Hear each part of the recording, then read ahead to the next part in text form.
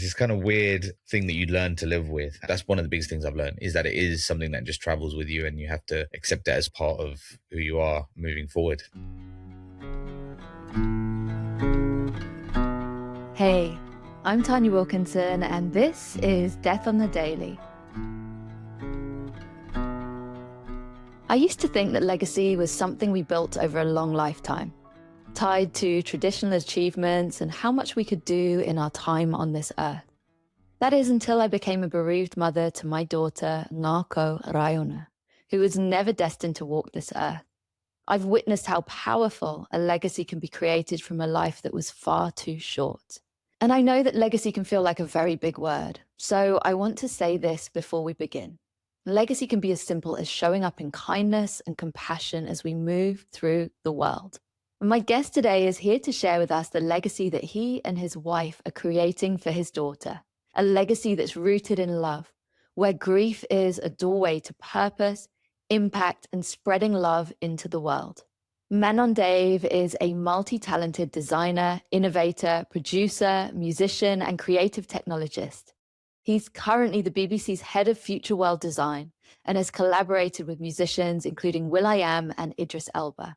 Manon and his wife Trusha have 3 beautiful children, including his daughter Maya Saanvi Dave, whose story and legacy it is an honor to bring you today. I want to bring someone else into this space as we start our conversation, and that is your beautiful daughter, Maya Saanvi Dave. And her memory has really shaped part of your life's work and the legacy that you're already leaving and that you will be leaving on this planet. So firstly, I just love to bring her into the space and anything you wish to share about your wife and your daughter's story. Yeah, look, thanks for inviting me to the podcast as well, and for first of all sharing your story. You know how we met at an event where I think I was on a panel, and you asked a question, and I don't know, for whatever reason I felt like I should share um, my story, and I guess it was just intuition or whatever, because obviously I learned about your own grief and your own circumstances. But yeah, you know, we had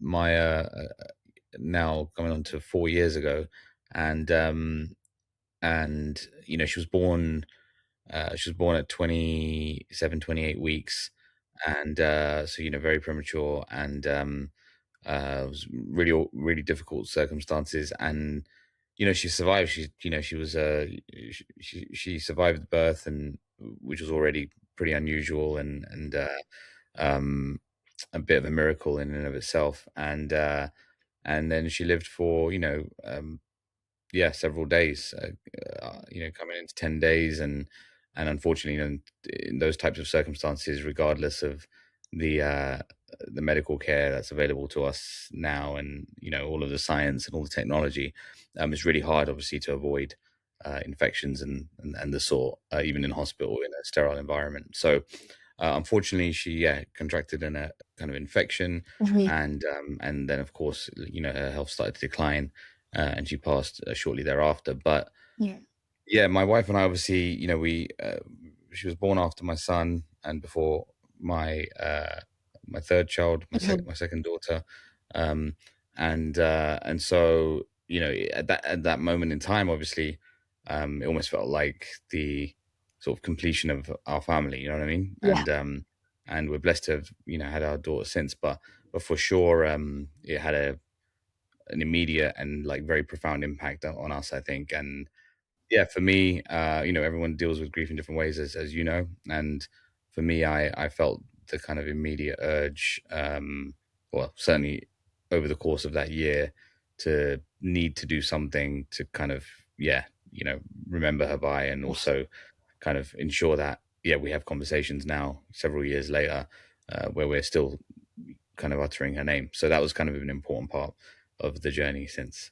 Oh, well, Manon, firstly, just to honor you, your wife, and Maya, and obviously also your son and your daughter, and just the journey that you've been on. And obviously, as we both know, we're interconnected through the grief for our darling daughters.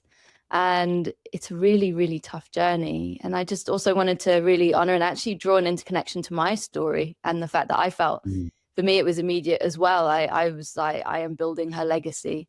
Whatever that looks like, I am going to Yeah. be, exactly as you shared, creating that lasting imprint and creating those opportunities to bring her, and as I see it, her work into the world.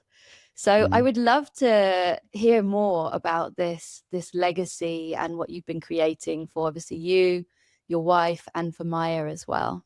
Yeah, well, my wife and I, Trisha and I, we connected also on a personal level, early on our love of the arts, Mhm. and I'm a musician.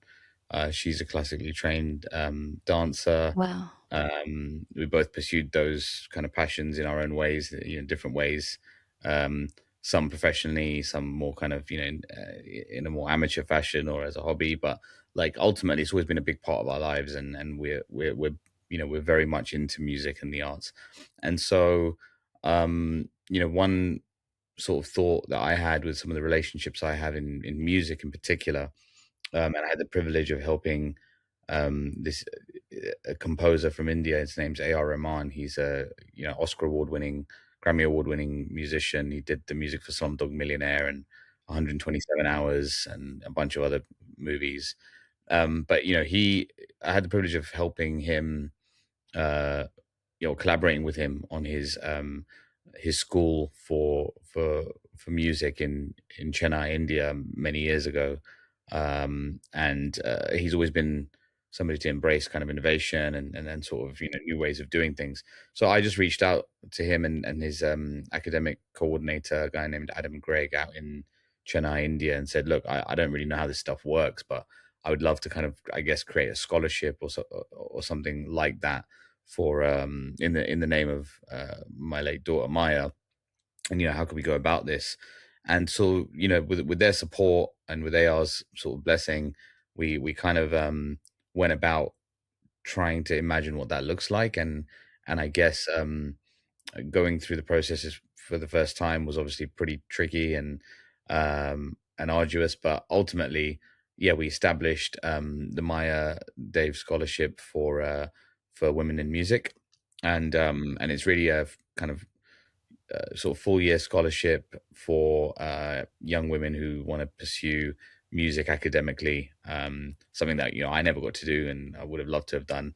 And yeah, likewise with my wife. I did software engineering at university. She is a speech language therapist, so Mhm. we took the paths that felt a little bit safer, a little bit more sensible, and nonetheless, we still kind of pursued our passions anyway. But I think for those who kind of like dare to dream and want to, you know, want to get after their careers in that way within those industries that we love, and we would have hoped that Maya would have maybe pursued. Yeah, just giving breathing some life into those dreams, really. So we started in India with the My Dave Scholarship for women in music at the KM Music Conservatory in Mhm. Chennai. And then what is it now? Like 3 years later, and yeah, we've had seven young women through the scholarship, not just there, but over here in the UK, at the Royal Northern College of Music as well. We're on to our second recipient in the UK. And now, yeah, hoping to expand further. And actually, we found out that there isn't really a scholarship of its kind that exists globally on every continent. So that's become sort of the new passion, new aim, is to kind of try and expand the scholarship to be a global scholarship, but also a global network of scholars, young women who've kind of come out of that and hopefully are still pursuing their careers in those fields. Wow, it's so powerful. I love that vision of creating that global network. And I can really feel as well, because there's such power when that continuation of our bonds. And actually, I think particularly when it's babies who we've lost or children at any age, actually, there's hopes and dreams for the future for them. There's that path that as soon as we know that there's a baby coming into this world, you start to imagine and say, oh, well, what are they going to be like at school, etc. And I think it's really beautiful that actually there's that, where that's a really big secondary loss, actually from that there can be a real powerful continuation of the bonds of empowering other other girls, young women on Yeah, their yeah, path forwards, and really giving them that amazing shot at pursuing, as you said, that big bold dream, which actually I can really feel as well really aligns to everything that I know as well about you and the path that you walked in the space of technology, in the space of yeah. music. Yeah, it is one of those things, it's like, yeah, it's difficult to when you love something so much, you can kind of walk away from it for a while. You can do what you need to do and, hustle and grind and get bills paid and whatever. But every so often, you got to scratch the itch. And so it's never, that passion for music in my case has never really left me. And then it's evolved over time into passion for creativity or, in any capacity really. And so, yeah, but that's a journey that, through persistence or sheer luck, like I've been lucky enough to kind of, find or stay on that path or discover that path. And for others, they often don't get the opportunity. So I think to be able to kind of like, yeah, put people on the rails to that, or at least try, I think is yeah, it feels like the right way of trying to give back. It's really powerful. I think in a world where there can be a perspective of, and I think particularly for young people, just given how hard it is these days. Even I was thinking about tuition fees and all of that stuff. It's just everything is so much more complicated. And there's that perspective, the ladder being pulled up on young people. And actually, what you're doing is you're putting that ladder down and saying, "Come on, come on these paths." As you said, just dream big. Yeah, I often say I was speaking to another university in London the other day where we're hoping to expand into it's another arts college in London. And and yeah, I sort of said in the room, like, I know that this is not normally how you guys would maybe approach a scholarship, but because it's more about like equitable access to the education and so on. But I was like, I want it to be more, I really want it to be an unfair advantage for these young women who get Yeah. onto this scholarship. It should be not just the scholarship and the access to the money and the funds and the opportunity to actually pursue this course, or this path. It should be the network which we're trying to grow, right? It should Yes. be that global network of people who've already gone through the process and are in the industries, and ones who are kind of in the same position as they're in now.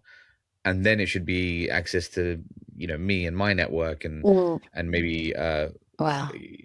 access to opportunities that otherwise would come 3 4 5 years into a career. Like, why not have, why not sort of try your luck and test your abilities against maybe folks who are already in some of these cases, let's say, in a recording studio and writing hits for Grammy winning artists, or scoring a TV show or writing a symphony or whatever it may be. We have, yeah, we have access to be able to kind of make those opportunities happen. And so I want it to really feel like it's not a fast track, because there's no shortcuts, as you know, but certainly yeah, an unfair advantage. Like, it feels like that's what we should be aiming for in some cases, right? Oh, I love that. And also that's true equity, isn't it? Because actually Yeah. to create that parity between the, I don't know, I suppose it's the sort of Nepo baby is what we think of pop culture is Yeah, like yeah, the immediate thing that yeah, springs to mind. But that thing of actually if you have someone who is someone powerful in an industry, then you immediately that is the network and everything that you have access to. And there's so much to gatekeeping. So I think yeah, that as a legacy piece is so powerful to be able to say, actually, do you know what? This is where I'm opening up the channels. yeah. And it is a balance, right? Because a lot of, and I completely understand uh, this from the institution's perspective as well. Like, a lot of this stuff has thrown up things that I didn't even consider or know about, right? So, we went into it thinking, well, look, we're from a particular background when it comes to sort of our families, like socioeconomic status, our upbringing when we were younger. Like, I lived in a council flat and moved around from like refuge to refuge and things like that. So for me, it's almost like, oh, of course this should go to a young woman who needs the funding and it comes from a certain background and requires that support, because otherwise they simply couldn't go to university at all.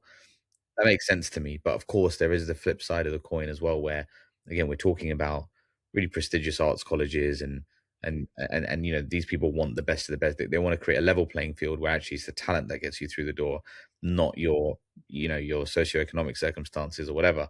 And so yeah, just even things like striking that balance of like, well, okay, yeah, I do get it. We do want the best, and also if it's possible to make sure that it goes to somebody who needs the financial support, Mm, that would be even better. yeah. But it's not always the case. You have to be able to kind of um, sort of dance within the structures a little bit as well of Mm, of how these institutions work. So look, I think what it's unlocking, as you can probably tell in me and us, is yeah, kind of a new creative problem to try and solve.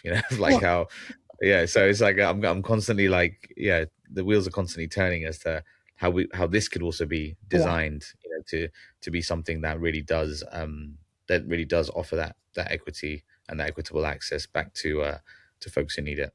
Wow, I love that. What a project. And these things are, I think, particularly I've worked on philanthropy projects in my consultancy for some, yeah, quite high profile people. And actually it is complicated because as soon as you're meeting institutions and stuff like that, you gotta fit within that.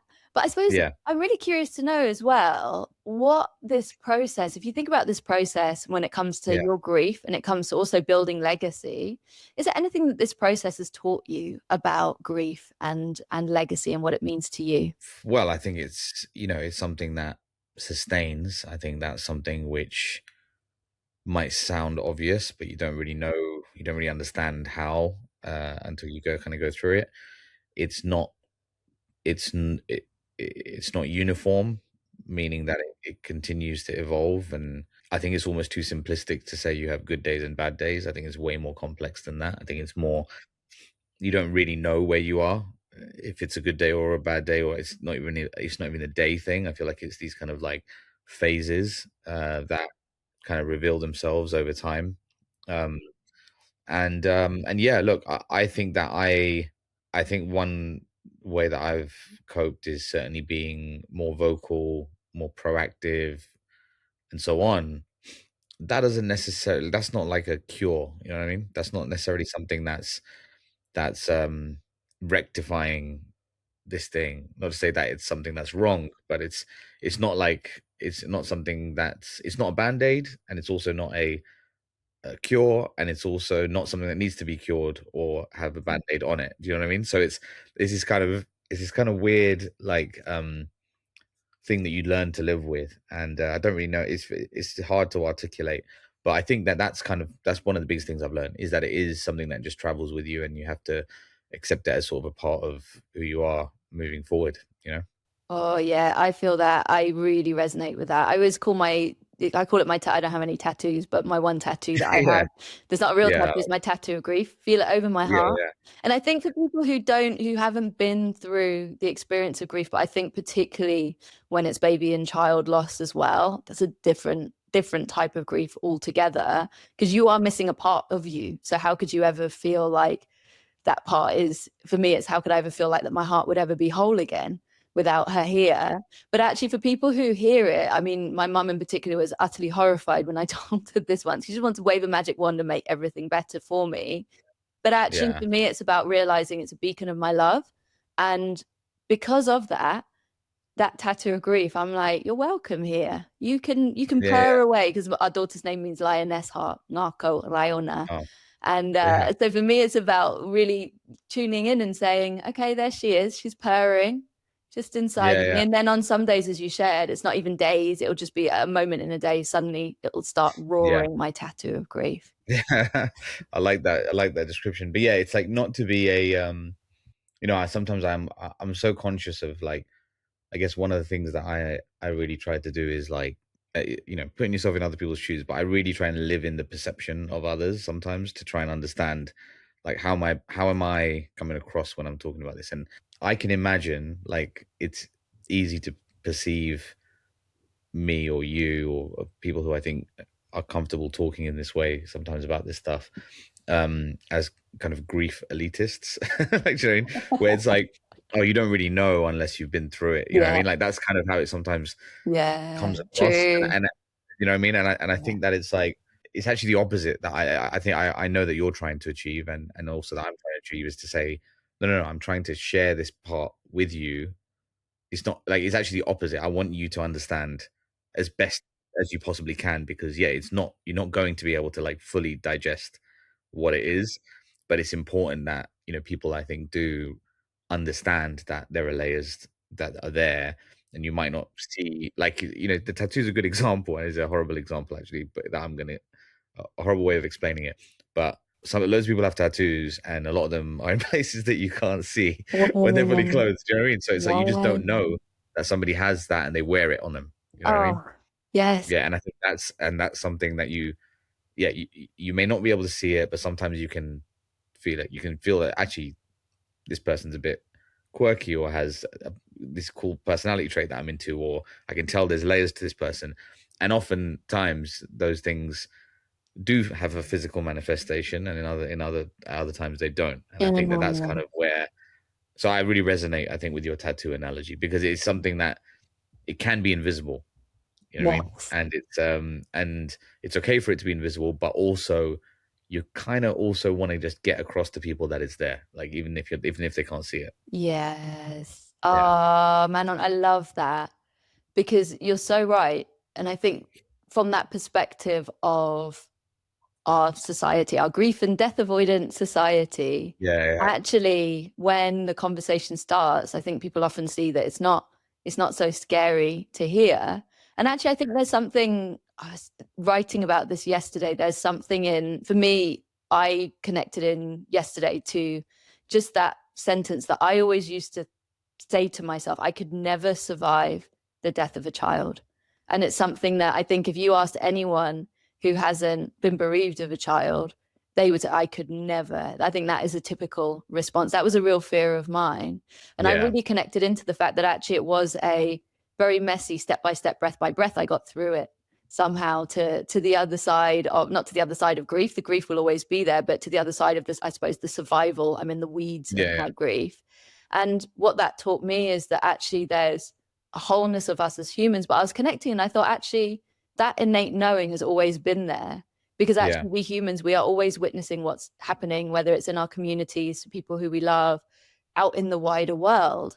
So I always knew that actually I could get through it and I could hold it, but it's really just about unlocking, I suppose, our confidence in ourselves, of our wholeness as humans, that actually this we can walk, should that become our reality, and we can also walk alongside others in their paths. yeah. It's just one of those things. Look, you just don't. These are things that just don't get taught. You know what I mean? It's not something that you're ever going to get taught. Like, it's something that you're going to have to roll with the punches with this, as kind of like belittling as that sounds to the to people like us, obviously, right? Because this isn't just something that, oh, it's, pick yourself up and move on. That's not at all what I'm saying. But I think it's one of those things that, like, you simply don't know Mm, how, your readiness to cope with this until yeah, it happens. And yeah. of course, you don't wish it on anyone. You don't want it to happen to anybody. Mm, But if it does, God forbid, then, I think, like you said, I completely agree with you that you kind of don't realize the kind of inherent resilience of an individual, until yeah, until it's tried and tested in this way. But also, I think that, like, I think that it's one of those things that kind of nobody. There are unfortunate circumstances which where maybe somebody has done something, but, like, for the most part, the kind of things that we're talking about, it's not like somebody has done something to you.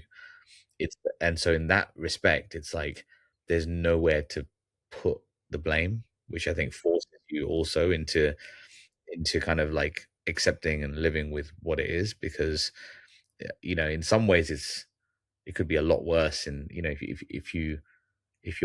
if the target of whatever that initial survival kind of emotional whirlwind is that you put it on somebody else, I can only imagine that that's a different kind of burden to bear. You know what I mean? So it's like, it will just continue to evolve as we evolve, and that's why I think there's almost like a baked in responsibility, and in not slowing down, obviously mm, taking a breath, but not forgetting that you're on a path of your own, and you have to keep, like, it's almost like the tattoo in the way that you phrased it is almost uh, it only survives if you continue to Oh, push forward. You know what I mean? Like, and yeah. so yeah, it's almost like it forces you to live your life. I feel in many ways. Wow, it forces you to live. I love that, and I've really experienced how grief has turned the volume up on life. To your point, Manon, Yeah, it's a real it's a real reminder of how precious this life is. And yeah, actually, no matter how much time we have, we all have a finite amount of time. The wonderful stat, 100% of us humans will at some point die. We're the billionaires who are working on the whole yeah, yeah, exactly. thing, but for That's the now, real one. That's the real 1% if we manage to crack that one. But yeah, you're exactly right. I It's don't even know if I want to live forever, but no, it's that. So for you, actually, how has grief and being present, obviously, with that, with death as a part of life, has that changed any of your perspectives of life and of your forwards path? definitely. I mean, like, I think, I had it's weird because it's almost like I hadn't really thought about it this way until literally this second. So this is probably going to come out wrong. But I had a car accident. I don't know if I can't remember if I told you about this. I had a car accident when I was 18. I was hit by a car as I was crossing the road, and like yeah, it hit me at, I think I can't remember the exact speed, but the CCTVs, it was like coming on to 40 miles an hour, Oh and my like goodness. my head like smashed through the windscreen. I had like fractured skull. I was in a coma for basically the best part of a month, and and I remember kind of coming to, several weeks later or whatever, Mm. and just like seeing myself in the mirror for the first time and not knowing what had happened, and just like, whatever, completely breaking down in tears, and then the road to recovery, and it's already like, I remember for those several years, and even now, obviously, I think back to and go, yeah, got super lucky, like Mhm. it's just a miracle I survived it. And then I hadn't drawn the correlation until literally as we're speaking. But, then obviously with Maya's situation, in some ways, even though, you know, the unfortunate happened to her and not me, in some ways it's that journey again. So it's almost like, sort of like that's the closest thing I can compare it to, is like coming to and then realizing that actually I hadn't lost somebody, but it's like realization of the fragility of, like, of just this existence and who you are, and like what you could do and what you could mean, what you do mean.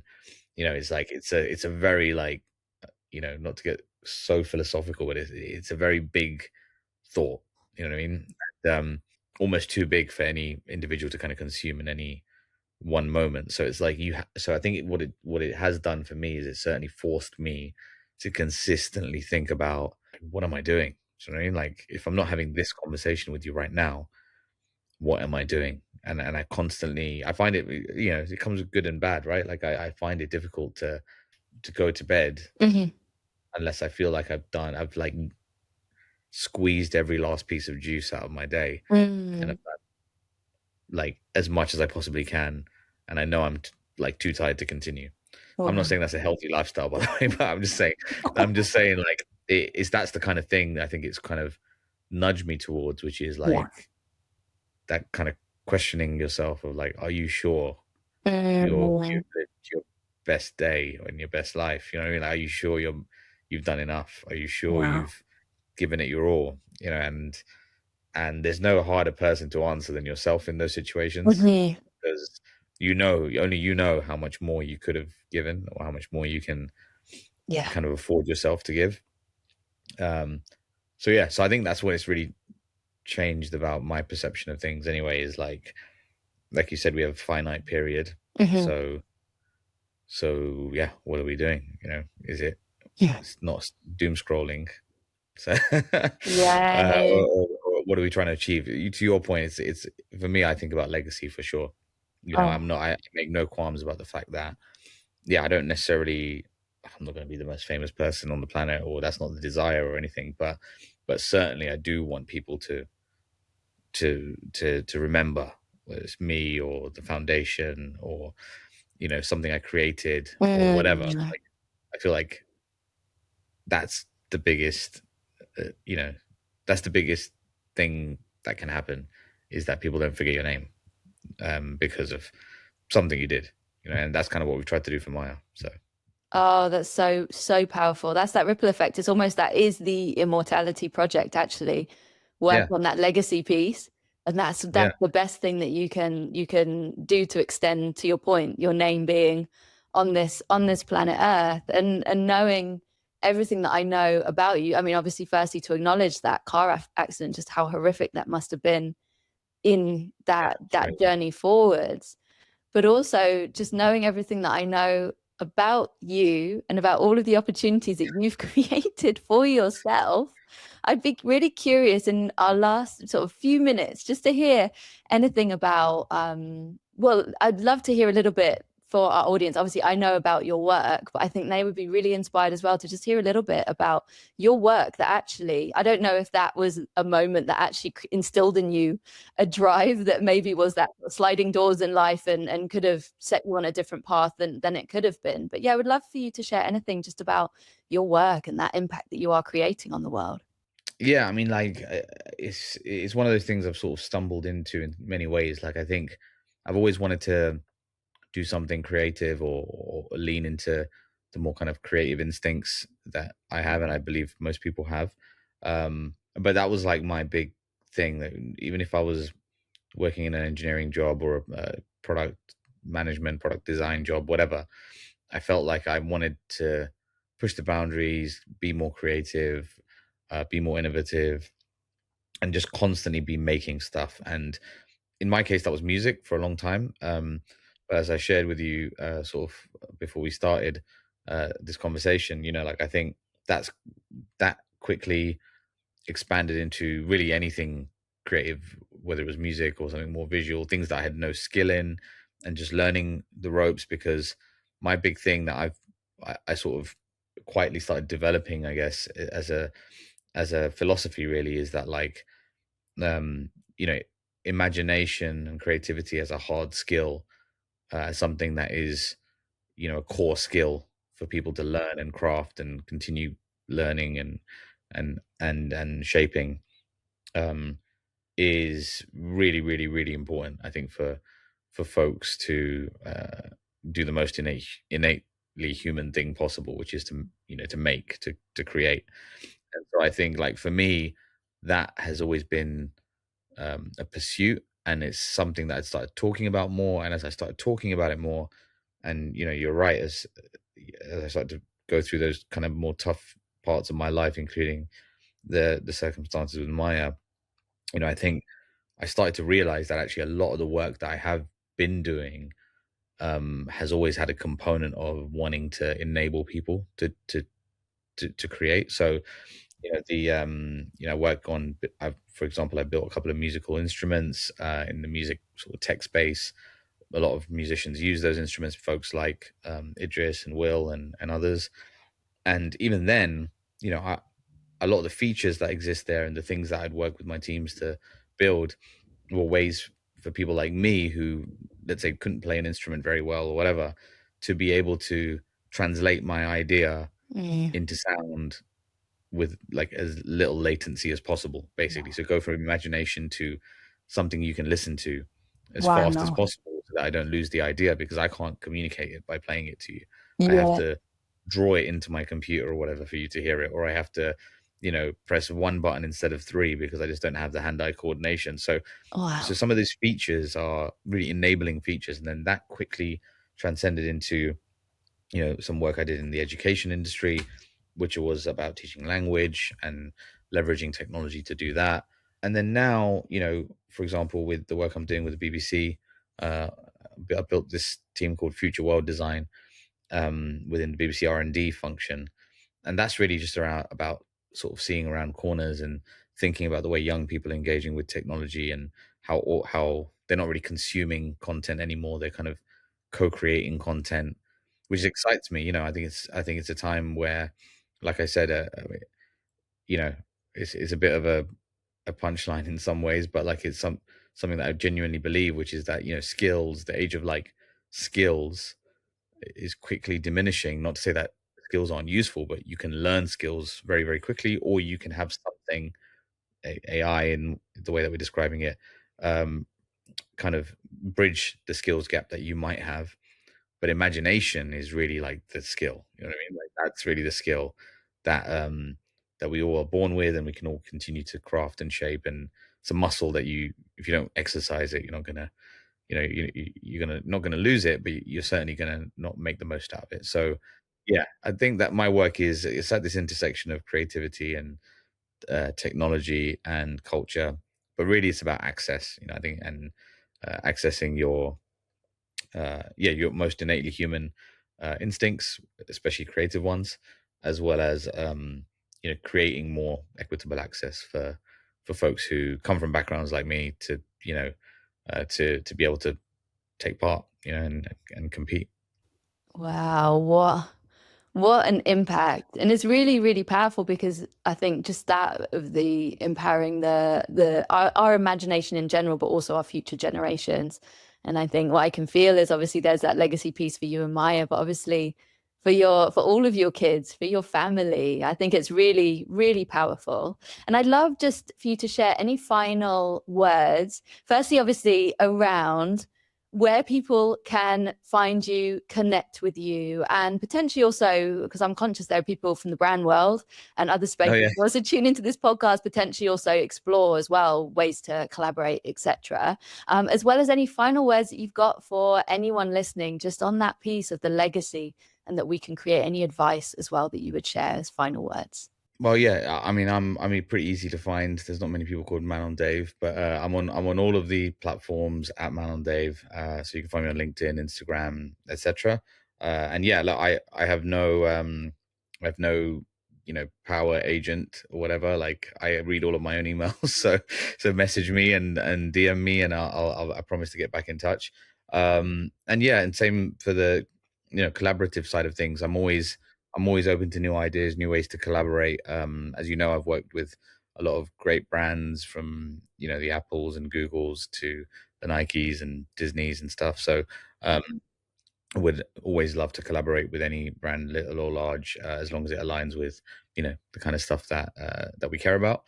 And then look, I'm probably not one to be leaving advice for people, but what I will say for sure is, um, you know, certainly keep imagining, exercise your imagination. We live in an age where the technology just really allows you to make and bring your ideas to life. So um, do it, use it. Don't be afraid of it. Laws will take care of a whole bunch of other stuff, but in the meantime, it's a playground. So just play and encourage young people around you, kids, if you have them, to do the same thing. It's really important. That idea of play is something that for some reason leaves us at worst, or is at best reserved for hobbies, and I just don't believe in hobbies anymore. So I think everything we do should be about play. So yeah. Everything we do should be about play. And I'd also say, just connecting into my own grief journey as well, often in grief, there can be a real creative force that comes through. Yeah. This podcast is as a result of that. So as well, to that point, Yeah. it feels very counter grief to say play in these ideas. But if these little seeds come through, jot them down. You might not want to Yeah. touch them when you're in the weeds of grief, but months later, you might be coming back, or a year or two later, and those little Yeah. seeds might start sprouting. So permission to play in this space as well, with these big ideas that come through in our growth through grief. Yeah. I completely agree. Well, Manon, thank you so much for joining me today, and also bringing Maya into this space. I feel very honored to have heard more about her, more about your journey, and more about the legacy that you are creating for all of you. Thank you so much, Tanya, and likewise. Yeah, Uh, look, I love what you're doing, love the platform, and yeah, I hope this becomes a really awesome platform and a community of people that I think can share and advocate for for this type of conversation. So thank you. Thank you for joining me on Death on the Daily. If you like this episode, it would mean a lot if you could hit subscribe. Plus, head to the show notes to find out about my work as a grief coach, and there's a grief journaling freebie there for you. Until we meet here next time, take good care of yourself and others. There's a cold fire, there's a crossfire, and there's something